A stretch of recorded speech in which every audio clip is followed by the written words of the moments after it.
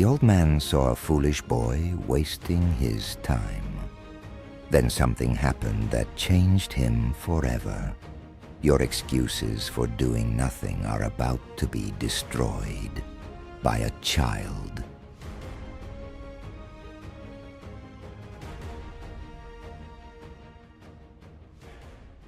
Listen, most people walk past disasters. They see the impossible and they freeze. They see 1,000 problems and think, what's the point? This beach? This is your life when the storm hits, when everything goes wrong at once, when the odds are stacked against you. But then there's him, the boy who refuses to accept defeat. He doesn't see 1,000 starfish. He sees one, and that one matters. While everyone else is paralyzed by the scale of the problem, he's already taking action. This is the difference between winners and losers. Action beats intention every single time. You know how many people intend to change their lives? Millions. You know how many do it? A fraction. This boy isn't thinking about the philosophy. He's not writing a manifesto. He's moving. One starfish, one choice, one moment of refusing to be a spectator. That is what victory looks like. Not the complete solution, not the perfect ending, but one life saved, one battle won. Real power isn't about solving everything. It's about refusing to solve nothing. The Stoics understood this. Control what you can control. This boy controls his next action. And here comes the critic. Always does. The man who's done nothing but has everything to say.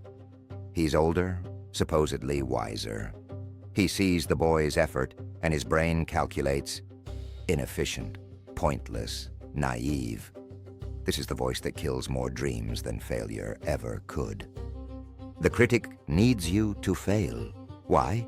Because your success is a mirror to his inaction. He'll use logic against you. Look at how many there are. You can't save them all. And he's right. You can't save them all. But that's not the point, is it? The point is what you do with the power you have. Boy, he says, what are you doing? There are thousands of starfish on this beach. You can't possibly make a difference. This is the question the world asks every man who dares to try. Who do you think you are? Let me tell you something. Never answer that question for someone else's approval. The boy doesn't argue, doesn't defend, doesn't need to prove anything. He looks at the starfish in his hands, then he looks at the old man, and he says something that destroys the critic's entire worldview. It makes a difference to this one. Boom, mic drop. The Stoic principle of focus. Control your sphere.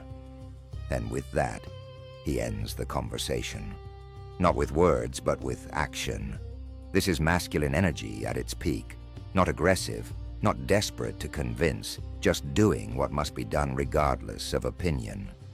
Marcus Aurelius said, "Do what nature demands." The boy's nature? To fight death, one life at a time. Here's what separates the exceptional from the ordinary.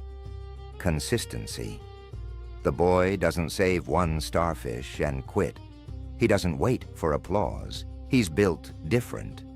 While the old man talks about impossibility, the boy makes the possible happen. Again and again and again. This is discipline manifest. Watch the critic. He's uncomfortable now because he's witnessing something he thought was extinct. A human who acts according to principle, not outcome. The boy doesn't know if he'll save 10 starfish or 10,000. He only knows his role.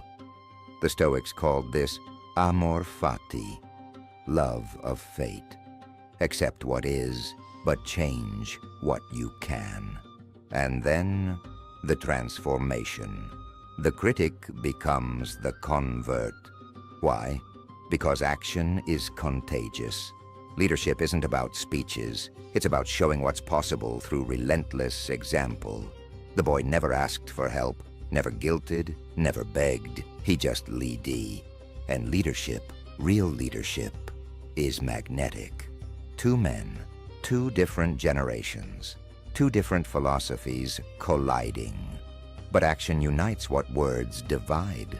The old man isn't saving thousands either, but he's saving one, then another, then another. This is how movements start. Not with manifestos, with one person refusing to accept that's just how it is. This is the multiplication of masculine energy.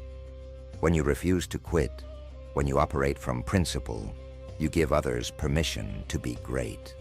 The boy didn't recruit these people. He inspired them by being undeniable. Epictetus taught, if you want to improve, be content to be thought foolish. The boy embodied this. Look at this army, born from one boy's refusal to be passive. This is the lesson. Your actions echo. What you do in the dark determines what happens in the light. You think you're alone? You think your effort doesn't matter? Wrong. Every rep in the gym when no one's watching. Every business hour after midnight. Every right choice when the wrong one is easier. It compounds. The boy doesn't stop to celebrate. Winners don't celebrate participation. They celebrate completion, and the work's not done. There's this misconception that success means rest. No, success means you've earned the right to fight harder battles. The boy knows this instinctively. He's not built for comfort. He's built for impact. Victory, not total. Some starfish were always going to die, but real. Hundreds, maybe thousands saved. The Stoics understood, you're not responsible for the outcome. You're responsible for the effort. Did you give everything? Did you refuse to quit? Did you honor yourself? Then you've already won, brother. The ancient Stoics knew this truth. External circumstances are irrelevant. The storm doesn't care about your plans. The beach doesn't care about your feelings. But you control your response. This is the foundation of masculine power. Not controlling the world, controlling yourself in the world. The boy is the philosophy in action. That one starfish, it might spawn thousands more. Its children, their children, multiplying. The boy doesn't know this, will never know this, and that's the point. You don't act for recognition. You act because your code demands it. That's integrity. Doing what's right when no one's watching, when no one will know, when there's no reward. The old man learned what the young man knew. Age doesn't determine wisdom. Choice does. You can be 80 and a coward. You can be 12 and a warrior. What matters is this moment, right now. What are you doing? Not what are you planning? Not what are you thinking about? What are you doing with the breath in your lungs? Before and after. Same beach, different reality, created by decision.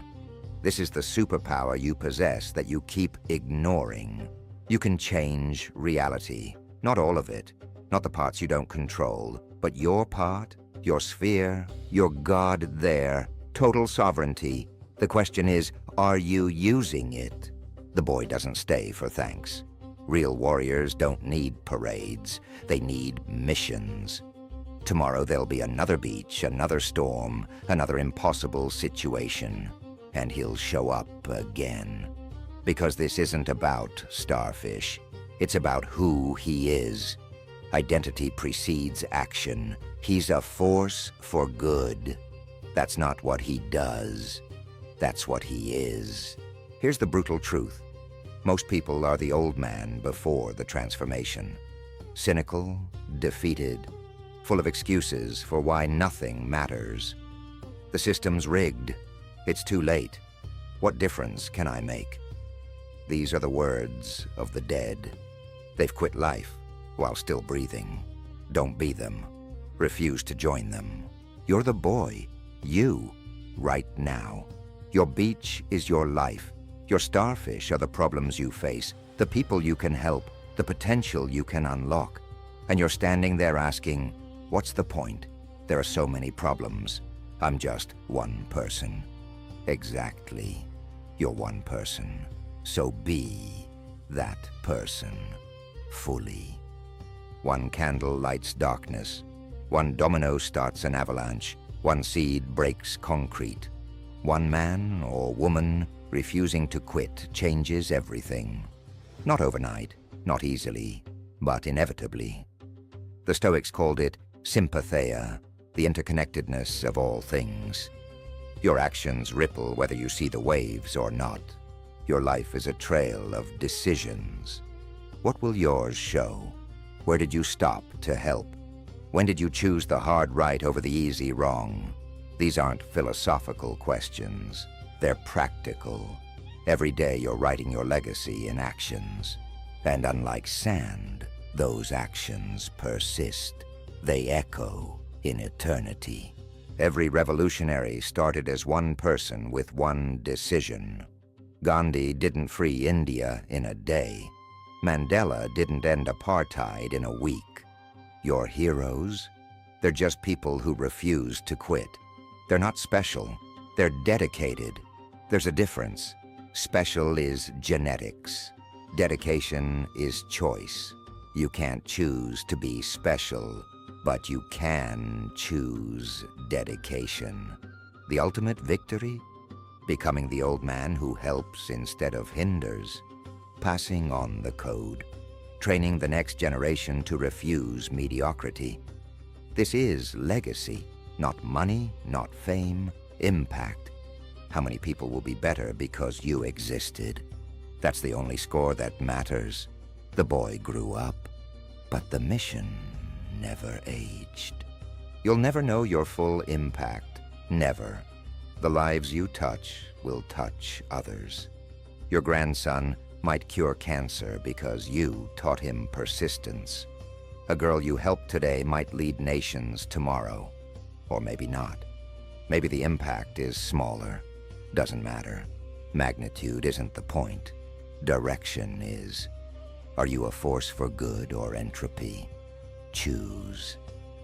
Tomorrow, there'll be another beach, another storm, another test of who you are. The ancient Stoics knew life is the ultimate test of character, not your words, your actions. So I'll leave you with the only question that matters. There's a starfish at your feet right now. Metaphorically. A person who needs help. A goal that seems impossible. A right action that's difficult. What are you going to do about it? The beach is waiting, warrior. Get to work.